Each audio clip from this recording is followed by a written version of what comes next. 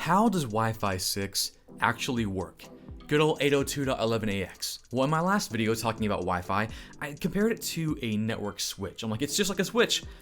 Mistake. The Wi-Fi community came at me, they attacked me, hurt my feelings, made me cry. I'm not kidding. On Twitter, they attacked me. I ignited a Twitter war, backlash on backlash, and then I even got my first response video. Someone took my video, made a response video, and picked it apart. Hey guys, Kevin here. I wanted to make a quick correction or response video to Network Chuck's recent marketing, Cisco sponsored marketing video on Wi-Fi 6. It hurt my feelings. Kind of, not really. I'm okay. I even went to Cisco, and I heard that there are many top executives in Cisco who hated the video because of the errors. But I disagree. So I decided to get to the bottom of how Wi-Fi 6 actually works. So I got some experts. I reached out to the CLEARtoSEND podcast, Roel and Francois. These guys, they live and breathe Wi-Fi. So, I'm like, you know what? Let's battle it out. You tell me what it is. So that's what we did. In this interview, I interviewed these guys and we talk Wi-Fi 6. We talk about how it is like a switch or not. And we talk about the use cases. Why is it so important? We dive deeper into what it means. And should you even care about it? We're going to talk about that. And also, which is really cool, we talk about how to get into wireless. Like if you want to become a IT technician or a network engineer, but you want to specialize in wireless, because who doesn't have wireless? And it's actually pretty cool. They show you what certifications you can start with and how to go down that path. I asked them, hey, is it lucrative? Can you make money from it? Is it fun? And it was a resounding yes, and they're going to tell us how. So anyways, let the interview commence. And by the way, go follow those guys, CLEARtoSEND. They're awesome. They're just awesome. Anyways, go. What's going on, guys? Welcome back to Network Chuck. I've got the guys from CLEARtoSEND on here. These guys talk about Wi-Fi. And it's Roel and Francois. Say hi, guys. Hey, guys. Hi, Chuck. How are you? Doing fantastic. Thank you so much for coming on. Now, the reason I have these guys coming on is because I made a video about Wi-Fi 6, and I thought I had a great comparison. I thought it was fantastic. I said Wi-Fi 6 is a switch, and apparently it's not. I still stand by it. So we'll see what these experts have to say. And hopefully by the end of it, I will have convinced them and we can put this matter to bed. But we're going to break down Wi-Fi 6 and see why it may or may not be the switch we've been promised. So guys, we'll just start into it. Tell me a little bit about what you do now with Wi-Fi. Because I know, Roel, you work for Stanford. Francois, you travel around to all these exotic countries installing Wi-Fi. What do you guys do? Yeah, well, I am on the West Coast. I am a network engineer for Stanford University. I do the podcast with Francois over at ClearToSend.net. And I also help other companies in the Bay Area and sometimes in different states make their Wi-Fi better or help them put in new Wi-Fi.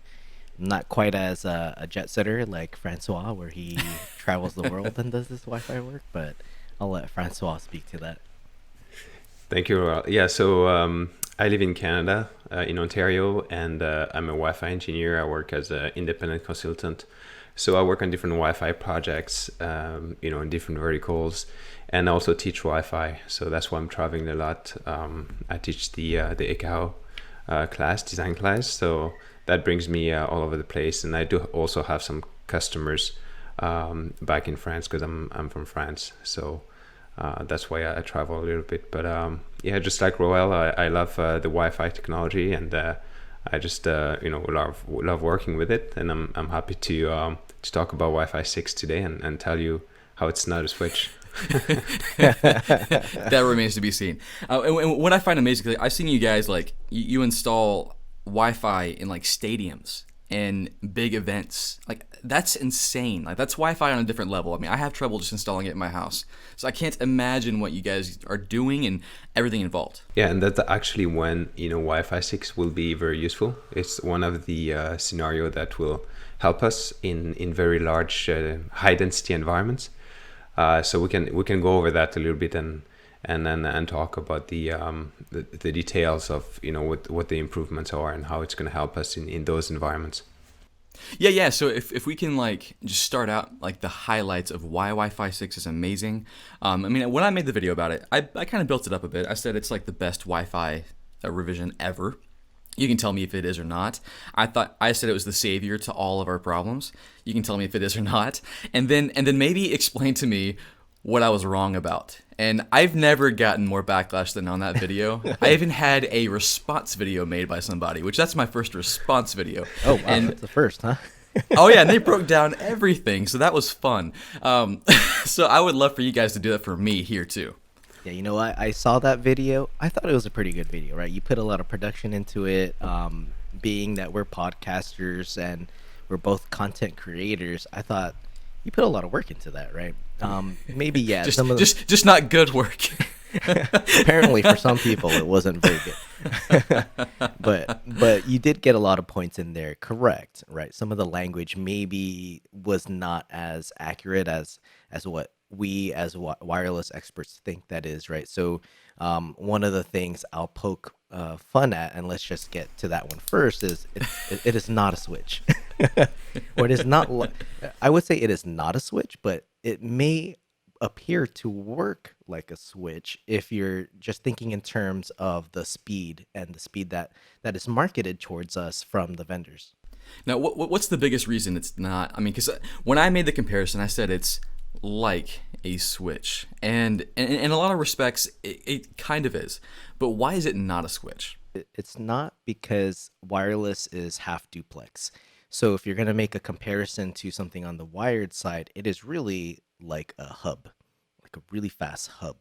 And I don't know if many of you guys that watched Chuck's videos still remember what a hub is, because hopefully you don't have those on your on your network. But a hub works. They have to know just because of the CCENT, because and they have to learn the difference. Yeah. But hopefully you're not putting these out there on your network. But yeah, it is more like a hub because it is half duplex. Yeah, and then everyone shares the same medium, so they share the same contention medium. So you're still gonna have the clients will still, and the access points actually will still have to contend to access to the medium and send their frame. I think the new features that make you think it would be like a switch is the multi-user features they're introducing, right? You can correct me if I'm wrong, but they're introducing multi-user OFDMA, multi-user MIMO, and those features appears like now we're going to be able to talk to multiple people at a time, so it's a switch, right? So yes, we're going to be able to talk to multiple clients or people at a time, but it's still not a switch, because we still it's still half duplex technology, and before we can divide the medium and talk to different people at the same time, we still have to contend to access the medium. Now, I do want to have that kind of fleshed out real quick, because I know when I first talked about Wi-Fi 6, the biggest thing I had people come at me with was, well, why are you saying it's amazing that they can talk to more than one person? Wasn't multi-user MIMO already a thing? And the answer is yes, but why is Wi-Fi 6 different, and why should we even care about this new version? Yeah, so multi-user MIMO, if we explain a little bit what it is, it's so MIMO, when you have MIMO in Wi-Fi, so you're using multiple antennas to send and to receive, and that allows you to sometimes being able to send different informations on different streams, right? And so the idea behind multi-user MIMO is, okay, we have multiple streams. Why not sending one stream to one client and then a second stream to another client, and then at the same time we can send different information on different streams to different client stations, right? So in theory, that's a really good idea. In practice, if you want that to work, you need physical separation between the client devices, right? So the way they used to test that in a lab, they would put the access point in the center of the room, and then they would put one station, so one, let's say, laptop on the left, another laptop on the right, because you have physical separation.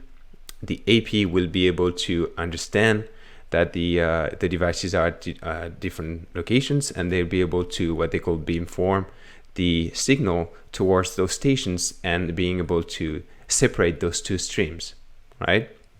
Yeah, and that's really difficult to do for an AP, especially if all your users are kind of congregated in the same place. Like, it's hard for an AP to really pinpoint with MU MIMO that like if me and Francois were sitting next to each other, like which one is me, which one is Francois, in terms of a signal, that's pretty hard to do. Whereas if you look at your switch, it's really easy to determine which user is which on a switch, right? You're taking the MAC address from the port there that they're connected to, and they're on port 1. I could be on port 1, and Francois has his own MAC address. It's a unique identifier, and he's on port 2. That's easy for a switch to determine, but on wireless with MU-MIMO, that's pretty hard to do. And also, for me, I have a hard time trying to even validate that MU-MIMO works very well in an environment. Interesting. Yeah, it's so for for multi-user MIMO to work, the AP needs to understand where you are in the space, and it uses physics pretty much, right? Calculates matrix, asks the clients to send matrix, and so you can pretty much calculate the environment using physics and know where you are. The issue is what happens when the client moves around. You have to recalculate that matrix all over again, and that introduces overhead on the network, because the AP has to send packets, we call them sounding packets. Yeah, they're sounding packets. Yeah, to know where the client is in real time, right? So the efficiency you're gaining by talking to multiple people on different streams, you might lose it by just generating more overhead to find out where those clients are. You know what I mean? Oh, wow. Okay. Yeah. Interesting. So that's why. And there's still different types of MIMO too. Like there's sounding packets from the AP just to try to determine itself without any client interaction on where that client is. But then also the client can also provide some feedback to the AP of what the environment looks like from the client perspective.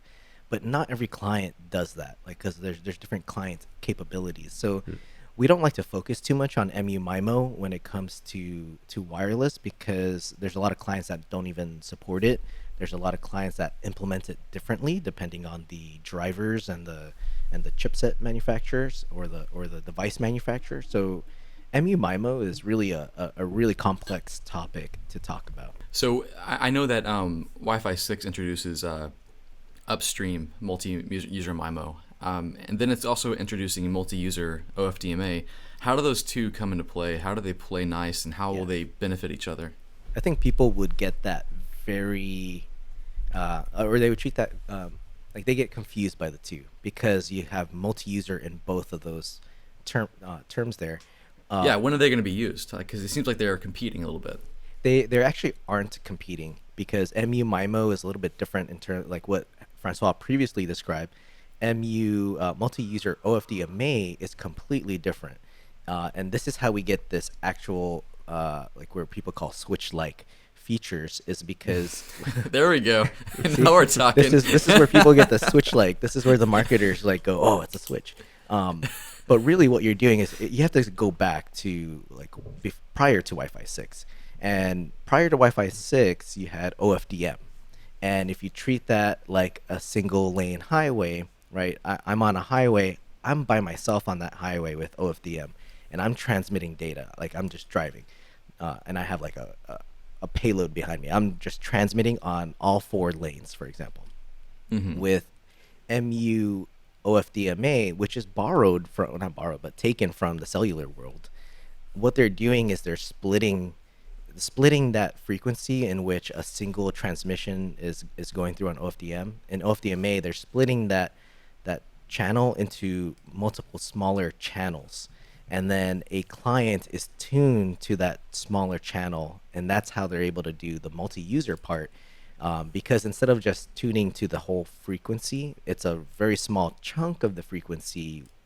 Like for example, channel 36, they're tuning into a very small piece of that channel, and that's how multiple users can join and send transmissions or receive.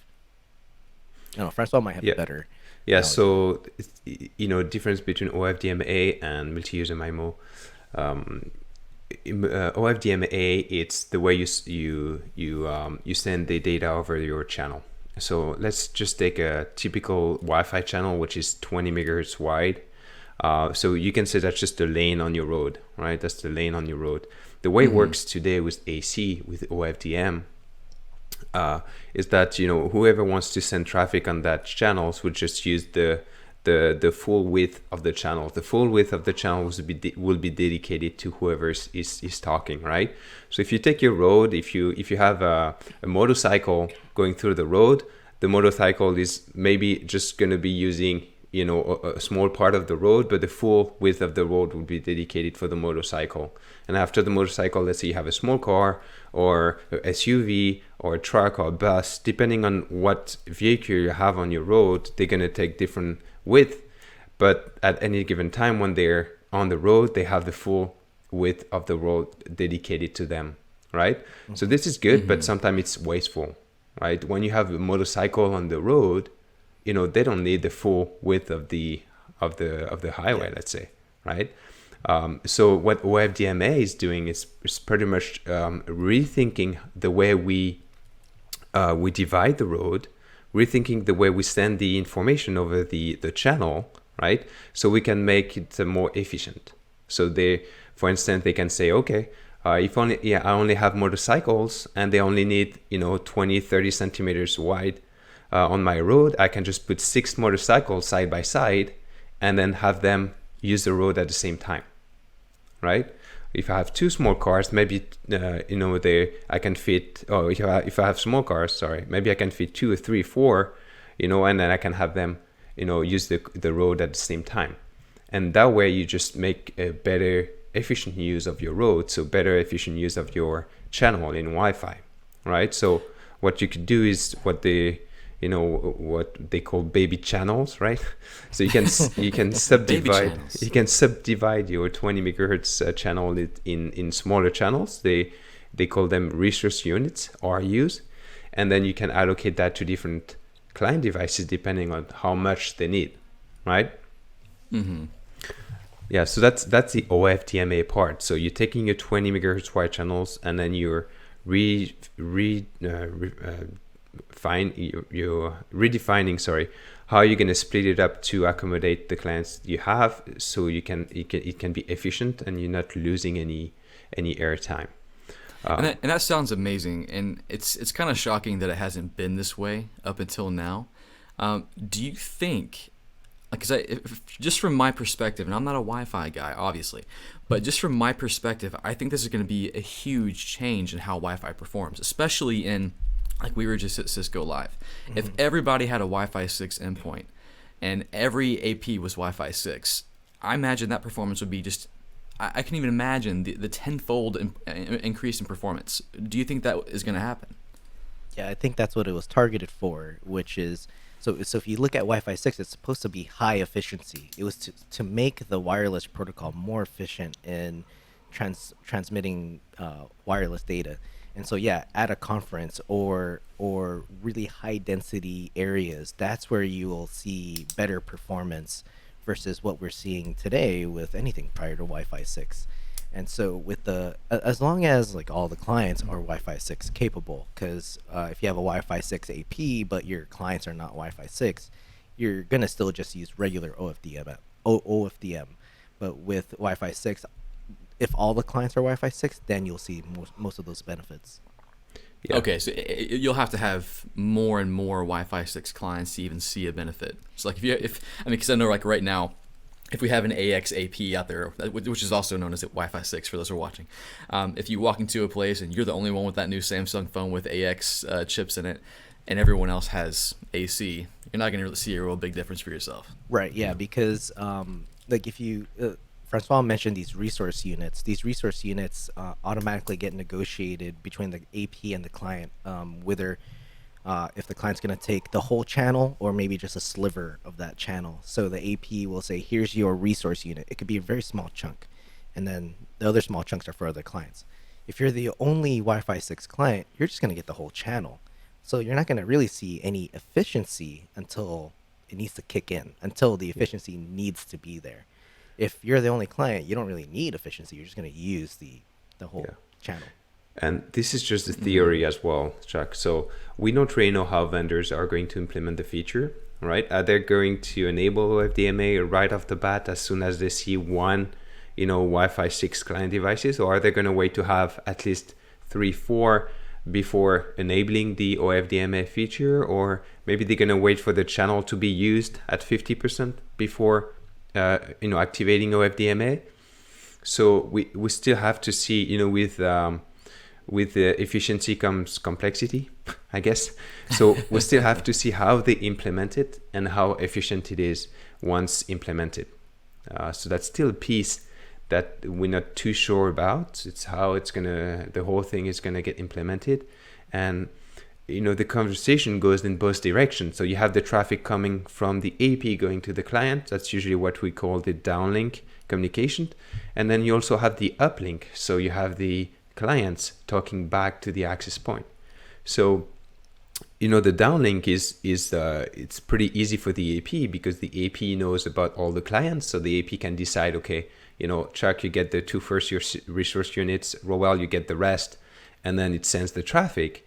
But now for the uplink, now both Chuck and Roel has to make sure that they answer at the same time and they're synchronized in time, and then they know exactly which resource units to use, so they don't interfere with one another. So that's another piece that needs to be implemented and by everyone, right? Which that'll take some time, and I could see, bad implementations of that, or even people trying to take advantage of that. Could you see that, like clients that try to trick the AP into giving it more RUs than anyone else? I think that could happen, because Francois and I we've done a Wi-Fi 6 series, and we've really looked at what they call the draft of the 802.11ax, or what we're calling Wi-Fi 6. Wait, is that done yet, by the way? Not yet. So it's not ratified. It's still in draft form. So we expect it to be ratified next year in 2020. That's what I'm thinking. But as soon as you guys sign it, right? Because you're deciding it. Yeah, we'll sign off. I don't think that'll. But they're when way smarter than us. They're way smarter than us. If you saw the math algorithms in this document. But yeah, there is a different way to implement some of the the negotiations of how RUs are going to be distributed. What I'd like to see is the AP to kind of control that mechanism and be able to determine when clients should talk. But there is a way for a client to kind of opt out of the AP telling it what to do. Oh, okay, interesting. So it is, because the draft, or the way IEEE works, is it's going to give a lot of interpretation to the vendors or the device manufacturers to kind of interpret what the document means, right? How are you supposed to implement this? And there are times when maybe some device manufacturers just implement it wrong. So that's where a lot of the testing that we do comes into play. And so with the devices that Francois and I have been testing with, I actually have not seen any of this come to fruition yet. Yeah, and also, apart from the IEEE, it's the guys that define the protocol, the standards. And then you have the Wi-Fi LANs. And Wi-Fi LANs is pretty much telling the industry, okay, if you want me to call your device Wi-Fi 6, you need to meet all of these requirements, right? You need to have multi-user MIMO implemented, or multi-user OFDMA implemented, uplink, downlink. And so depending on what the Wi-Fi alliance is going to set as requirements, that may also influence, what gets implemented in the real world, right? Yeah, I don't know. I'm thinking about IoT, right? IoT devices. Yeah. Because if you look at the Wi-Fi 6 specifications, you also have a lot of things in there that's going to help IoT devices to make better use of the RF. But IoT devices, like the manufacturers of IoT devices, they don't want to spend tons of money developing the Wi-Fi chips that's going to do all the OFDMA, or buying a Wi-Fi chipset that's going to has a lot of intelligence in it. So I don't really know how that's going to play. But if the Wi-Fi LAN says, okay, if you want your device to be Wi-Fi 6, you have to implement this, that's going to help us, because now we know that all clients understand uplink OFDMA, right? So they understand how to do it, and we can do it. Like Roel said. Yeah, I want to touch on that real quick, though. It's interesting you said that, because I had that same thought, and people commented on that as well. what manufacturer is going to produce all these small, low-cost chips that are going to have AX in it? Who's going to do that That's a good question. to take advantage of that's a all good those question. features? I mean, who's going to do that? There are many vendors out there that'll make these chipsets, and one of the things I'm noticing with the marketing is you'll get things where people will call this Wi-Fi 6, right? They'll call it Wi-Fi 6. They'll call it Wi-Fi 6 certifiable and Wi-Fi 6 capable. What do those even mean? And a lot of those are catered more towards like the Wi-Fi Alliance, right? And trying to get that little checkbox saying this is a Wi-Fi 6 certified device. But the marketing can be tricky because if it's Wi-Fi 6 capable, that just means it's missing maybe one or two components of that checklist to be Wi-Fi 6 certifiable, which means Okay. it could be missing some parts of Wi-Fi 6 features. It just doesn't have it all in terms of what the Wi-Fi Alliance considers your device to be Wi-Fi 6 certifiable. Yeah. And then, the Wi-Fi Alliance, they also focus a lot on the access points. So that's going to help us for the infrastructure side of things. But sometimes the client device is not as much. So they might not have the same requirements. And, and a small IoT device manufacturers might not even know about them. So they're like, no, I'm not going to pay the money to get my thing certified. Yeah. All I want to do is my device to report, the temperature once a day or something like that. Yeah.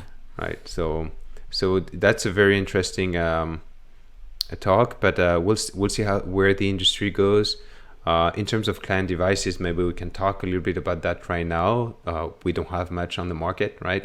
You talked about the Galaxy S10, the Samsung Galaxy S10, which is the Wi-Fi 6 device. And then there's one Intel card. Did you guys get that? Because I saw you ordered it off eBay or something. Yeah, I've got it. So how's Roel it working? got it. It's this is where I'm going to push the vendors. A gentle nudge. A gentle nudge. Okay, so I have the S10. Francois and I have the Samsung S10. It works great. It'll say Wi-Fi 6 if you're connected to a Wi-Fi 6 AP. Which is all that matters, right? Which is all that people are looking for. My Intel card on my Lenovo works the same way. But when I'm really diving into testing these things, and if you really read release notes, there aren't many APs that are actually implementing these Wi-Fi 6 capabilities yet.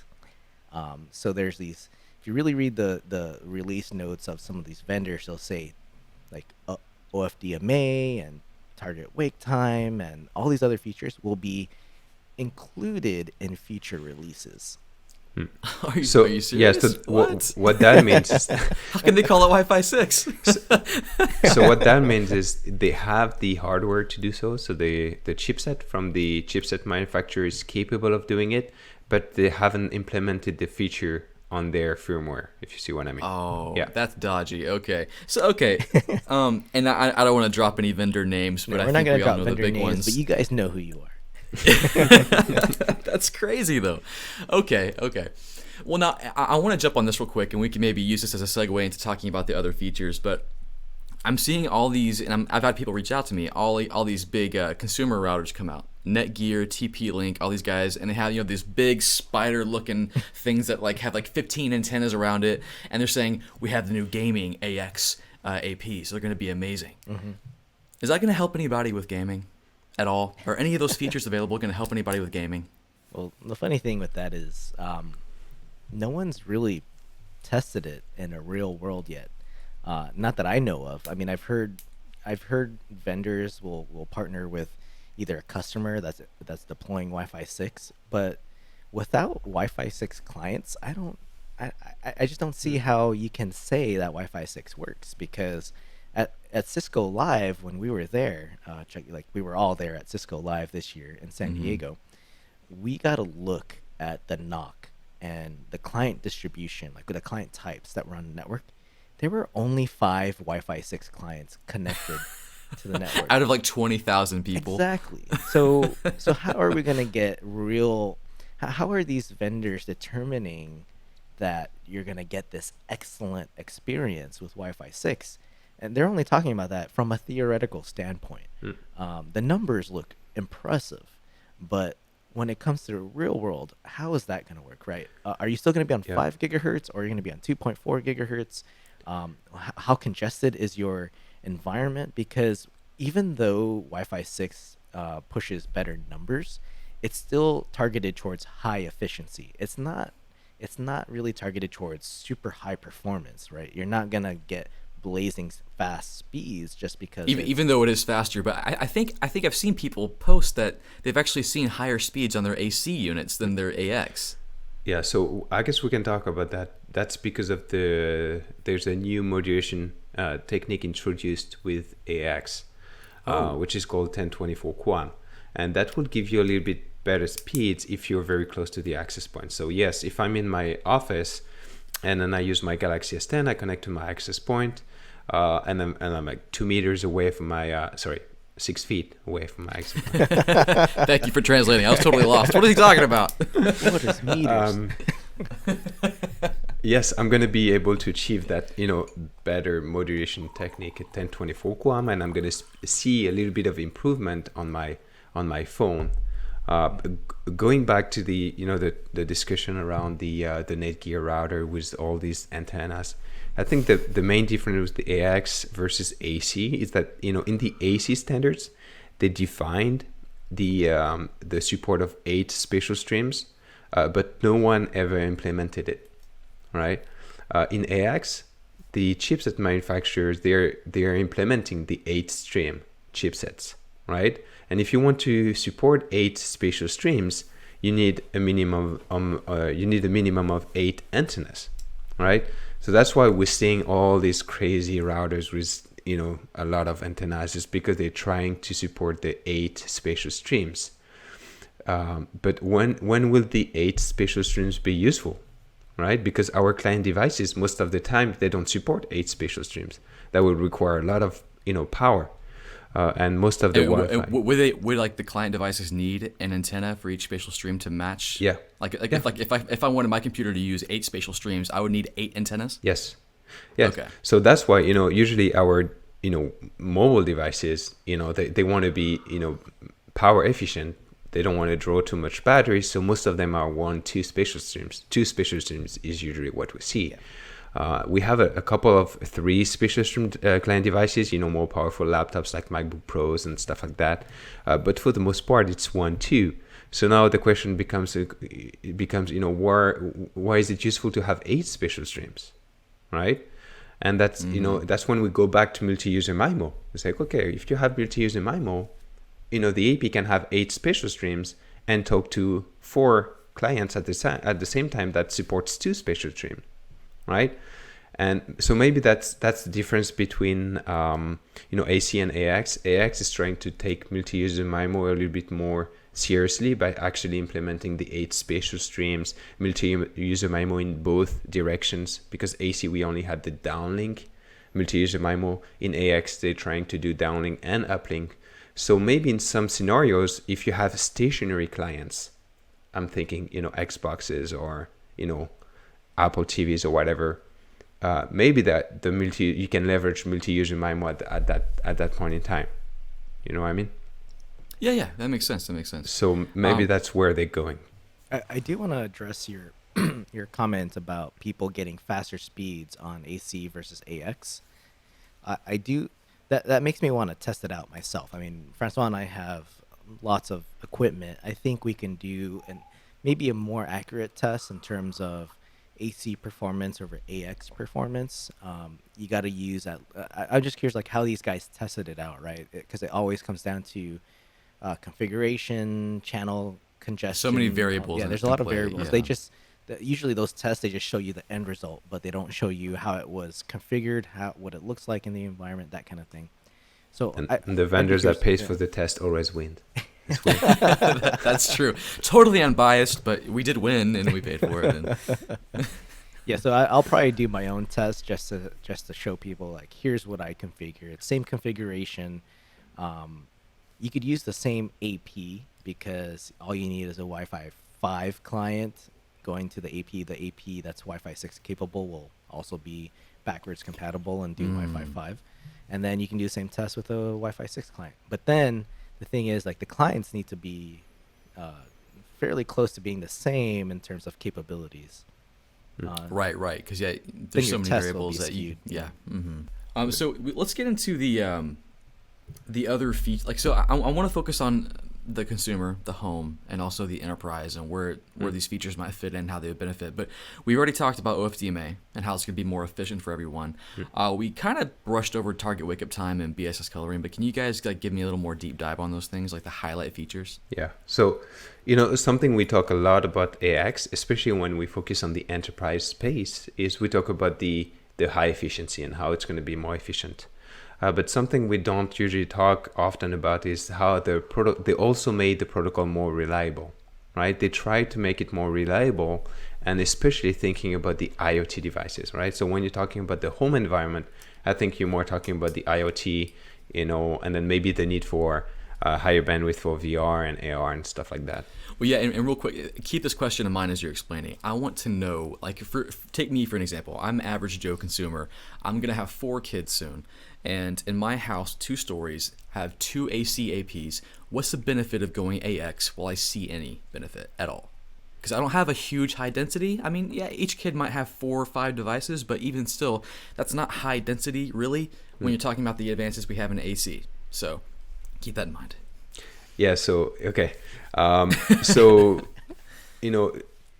make it more reliable for IoT devices and such, and also more efficient, they introduced a few more features. So the first one you talked about is TWT, target wake time.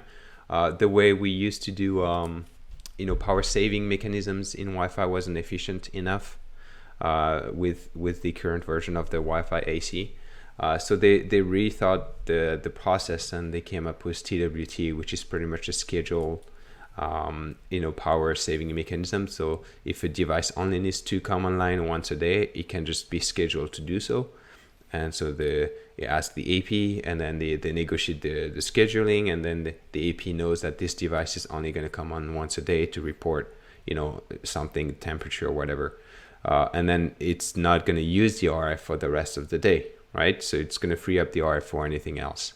So I have to admit, it was hard for me to understand the benefit of that at first, because I thought, well, why didn't the client just decide to stop and then broadcast again later? Like, why would we need Wi-Fi 6 for that?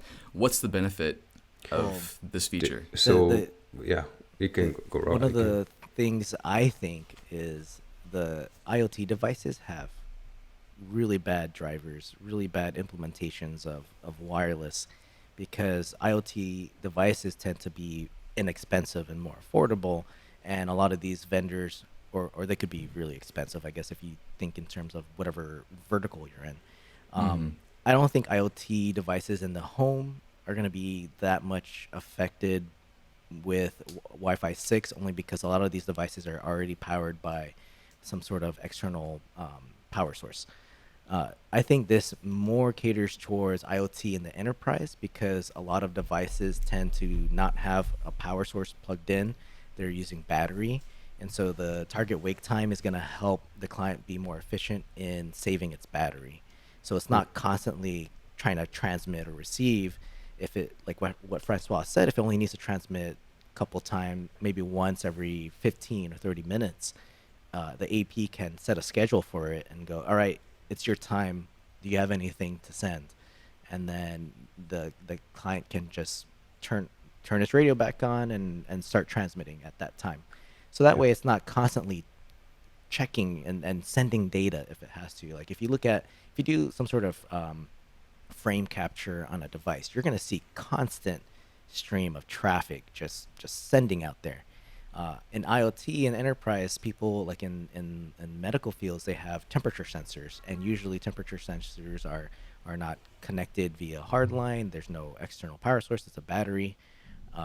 It's devices like that you want to maintain the longevity of that device before having to swap out the battery, because even swapping out batteries in an enterprise can be a full-time job for somebody. And I think that's also why one of the reasons why they brought Wi-Fi 6, so AX, back on the 2.4 frequency band. If you remember AC only got introduced on the 5 gig. frequency band, and with AX they're like, okay, we're gonna implement AX on both frequency band and 2.4s. I think it's to leverage all the IoT devices, because like Roald said, IoT devices are usually cheaper, so they usually only use like a 2.4 only chipset, and you could leverage those new features, OFDMA, target awaken time, and BSS coloring on the 2.4 frequency band as well. Part of that too, I think, is a lot of the big internet service providers pushed for Wi-Fi 6, because if you look at your big providers, they're usually giving a cable modem to the homes, right? And they usually have Wi-Fi built in, right? And also you have these mesh capabilities with these devices. So you can add another like mesh AP in your home to extend your wireless coverage, right? So Wi-Fi 6 will target like the home environment, and you, like for you, Chuck, you say, well, I only got 2 APs and I'm not a high density environment. But if you just kind of zoom out, maybe you're in an area where you live very close to each other with your other neighbors, right? So you can hear, I don't know, 30 other wireless networks, for example, like an apartment complex. And I think Wi-Fi 6 will help make that more efficient when it comes to all these transmissions in the same area. There's a lot of channel overlap. And back in the beginning of this video, we talked about contention domains. So if you look at a switch or a collision domain, I guess this makes more sense with the wired guys.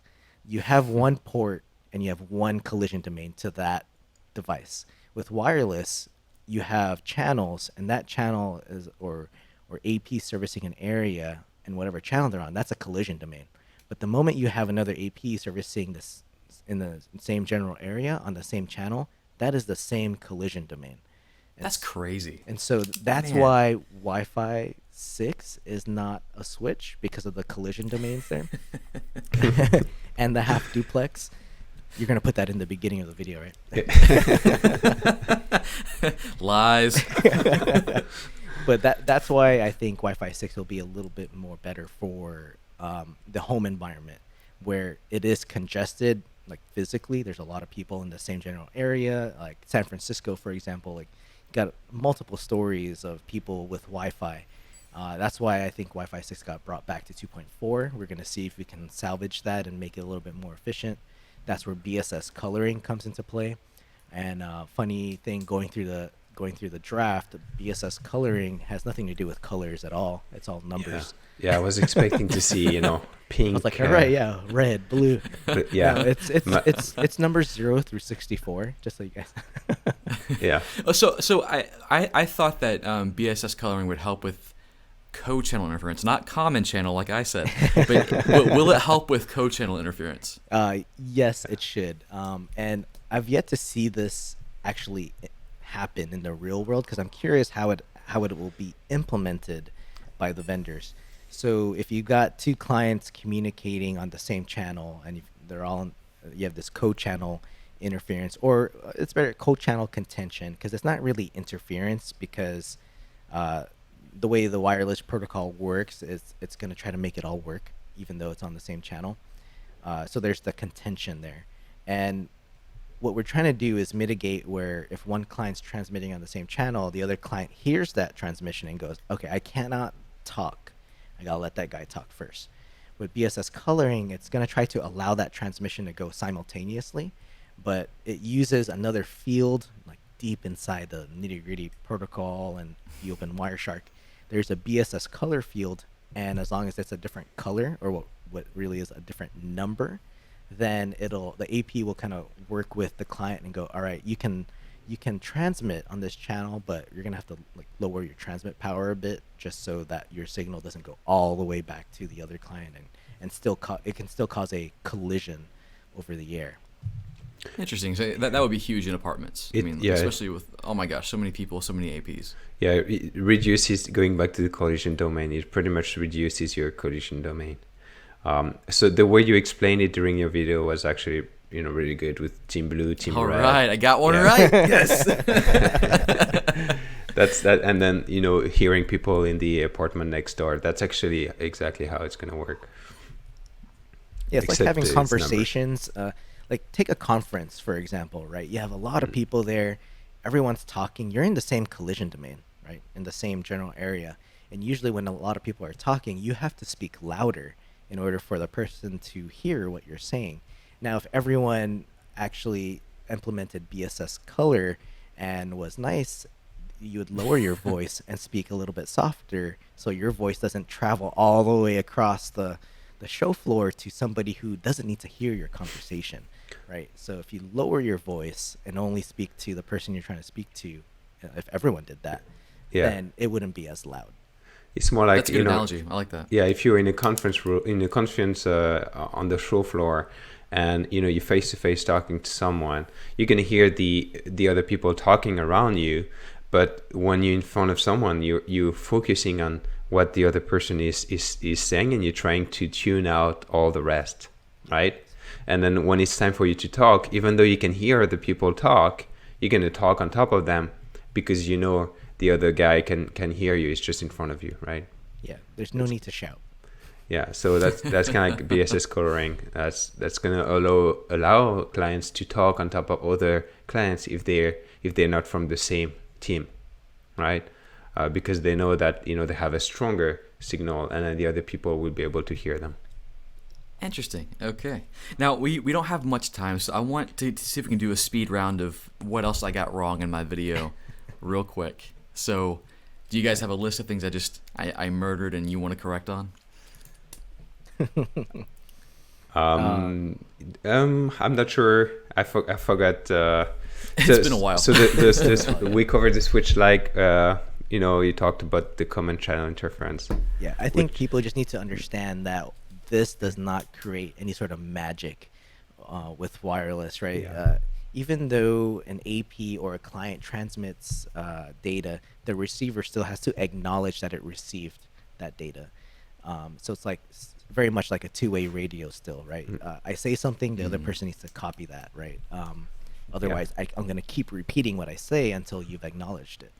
That's still how wireless works, even with Wi-Fi 6. So in a collision, if you have a collision within the wireless RF space, then the clients are going to retransmit that, and that makes wireless slow. The more retransmissions there are, the more slower Wi-Fi is going to be. And so that's the effect of people thinking wireless is slow for whatever reason, right? Yeah. I was going to say, one of the biggest issue we have with Wi-Fi today with AC is that the client device is taking a lot of decision, right? The client device decides how to connect to a Wi-Fi network, how to exchange frames, how to which data rate to use, and how to do that, how to roam, and all of that. And that can create a lot of headaches for us when we design Wi-Fi networks. With AX, what they're trying to do is they're trying to give the AP more power to take decisions, so we can take smarter decisions, right? But the AP will be able to take these decisions, only during their transmit opportunity, right? So they're still gonna have to contend and make sure the frequency is free to use. And once they made sure that they can transmit for their transmit opportunity, inside that transmit opportunity timing, they're gonna be able to take more decisions and control the RF a little bit better, with assigning the RUs and deciding who talks and all of that. So that's how it's becoming more efficient. But the access point and the clients still have to contend for the RF to get that transmit opportunity. And most likely we're gonna have mixed environments where you have AX clients and non-AX clients, and they're all gonna have to share the same road. Now, real quick, I know we're running out of time. I'm trying to squeeze in a lot at the end. Explain real quick why cellular and 5G might be better in some ways or worse in some ways compared to Wi-Fi 6. Big question, small answer, go. Yeah. So the big advantage of cellular technologies is that they use licensed frequencies. It means that the operator, they bid for a license, they pay a lot of money to be able to use a specific frequency, but they are the only one using those frequencies, so they don't have to deal with interferences, right? Yeah, and if they do, they can kick those people off that frequency. They have the ability to do that. With Wi-Fi, we're using unlicensed frequency, so even if somebody else was using the same frequency I was using, I cannot tell them to stop using my frequency. it's unlicensed. It's everyone can use it. Yes, that's the biggest difference between cellular and Wi-Fi. Yeah, and I think 5G and Wi-Fi 6 or just Wi-Fi in general, they'll be complementary to each other, right? It's going to depend on how 5G gets implemented. Will the whoever owns the building, will they implement 5G in the building? I know in a lot of places where I work at, cellular doesn't go through the building very well, so they have to rely on Wi-Fi. So there's a lot of variables, but I think it'll be more complementary than competitive. Yeah. Okay, gotcha. 'Cause, I mean, I see, like, I have friends who they don't have internet connections in their house anymore. They only use hotspots and 4G because of where they live. And I see, like, with 5G and all the advances, do you see that more and more people are going to just forego their internet connections, especially if we don't have any more data caps and wireless providers actually start having reasonable pricing? Do you think more people are just going to have 5G in their house and that's it? Yeah, I think that might happen in some areas. They're gonna have 5G to the house, but I think inside the house they'll still have, their 5G modem connected to a Wi-Fi modem to have all of their devices inside the house connected back to the internet. Yeah, even devices that just need to talk to each other locally and not have to leave the network. If 5G can somehow make those devices talk to each other locally without having to do a hairpin, as in, like, if me and Francois are in the same building, all the way out, go all the way out to the internet, come back to Francois. Like, if you don't have to do that, then sure, maybe there's going to be some competitiveness there. But Wi-Fi is just so prevalent and a lot of devices. I just don't see like, there's a lot of Wi-Fi devices that don't have LTE modems or LTE radios, so you can't connect those to 5G. Right. That's a good point. Now, I have one last question, and then we'll plug your stuff. How can someone get... Because we talked about wireless, and before I got into wireless, I didn't care about it. But now that I've seen and learned about Wi-Fi 6 and I had to learn about all the previous iterations, it's amazing. It really is cool. So for people who want to get into wireless, maybe they're studying for their CCNA right now, and they want to make that jump, how can they get into it? What certifications would you recommend? That's perfect for Francois. He's an instructor. That's what I figured. So there's a program called CWNP, Certified Wireless Network Professional, which pretty much have some training around Wi-Fi, and they focus on the technology. So it's vendor neutral. So all you're learning about is how the technology works, and they reference different vendors depending on how they do things. And the certification, like at the administrator level certification, is called a CWNA.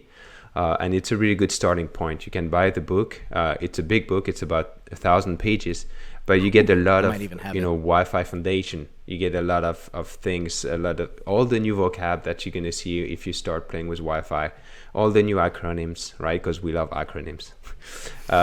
You're gonna find them in the book, and it's gonna be a really good starting point. After that, I guess you can listen to our podcast. We do some educational content, so where we try to, educate people on different Wi-Fi technologies. And Ro has started the podcast. It's like 3 years ago now, so you can go all the way back and then see the different episodes on different things we talked about. So what we did on Wi-Fi security, Wi-Fi design, the site surveys, the spectrum analysis. We did a whole bunch of episodes where you could learn something and pick up some Wi-Fi knowledge. And this is CleartoSEND.net? Yes.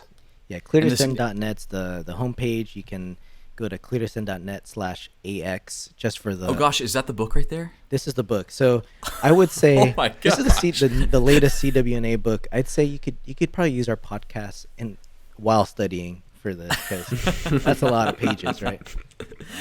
This is the one. Goodness. This is the one from Cybex, which I actually recommend. It's written by David Coleman and David Westcott. They're really great writers for learning about Wi-Fi. Now, Francois, I wanted to touch on the KAHA stuff. I see KAHA everywhere. I'm not even sure if I'm saying it right. What is that, and is that a certification? What do you teach? No, so KAHA is pretty much a company that sells the software and now a hardware, I guess. But it's a software that we used as Wi-Fi engineer to help us, design Wi-Fi networks, knowing where to place the AP, simulate the environment, We also use it to do validation site surveys, to do troubleshooting, or what we call post-deployment site surveys, making sure that everything got installed and configured properly. So that's pretty much a tool, a software we use. They also sell the hardware that they call the Sidekick, and then inside the Sidekick, you connect it to your laptop, you connect it to the software, and then you use that to measure the Wi-Fi environment. They have Wi-Fi NICs in there, and they also have a spectrum chips in there, so you can actually also measure the spectrum activity to detect non-Wi-Fi interferences. And then alongside with the software suite, they also have trainings. So they now have 3 different type of trainings. They have the ECAC design, which will teach you how to design and the fundamentals of Wi-Fi. It's a 4-day classes, and at the end of the class, you become ECAC design certified. They also have the ECAC advanced course. It's a 3-day course where you go a little bit deeper on some of the aspect of the software, and they're introducing the ECAC troubleshoot. If you want to learn more about Wi-Fi troubleshooting. Oh, okay. Yeah. Gotcha. So yeah, that's pretty much what KAHA is, and they've been the software have been upgraded a lot the past few years, so they gain a lot of traction on the market. So a lot of Wi-Fi engineers use the tool nowadays. Now, how do you guys feel about the new Cisco certifications and kind of the wireless taking a back seat a little bit? It's kind of gone now. No, it's still there. Is it still there? It's just kind of tied into. It's one of the concentrations, right? Yeah, there's some concentration ones on the CCNP level, and then a lot of it has been pushed into like the enterprise. What is it? Enterprise core exam, and then there is still in the IE level wireless concentration. Okay. Yeah. But I really like the new certifications. I think updating them regularly is good, being that technology changes so quickly. But I think it's kind of paving a new path to where we should be as engineers. Like I focus a lot on Wi-Fi, but I also do a lot of other networking, right? I do layer 2 and some layer 3. So it's good to know all of that. So as far as getting into wireless and advancing, would you recommend Cisco certs or the CWNP? What would you recommend? I always recommend going to CWNP first, because that gives you a good foundation of how wireless works. And that way, when you take that knowledge and go to a vendor certification, you actually understand what the knobs do, right?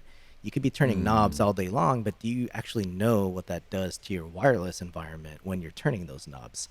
So I think you can combine the wireless foundations with the vendor foundations and marry that knowledge together, and you really understand now what your wireless network is doing. Oh, perfect. Yeah. All right. I usually compare that to learning how to drive. So to learn how to drive, you go take your learning lessons, and then you learn, what the wheel is, what the AC means, and all of those buttons.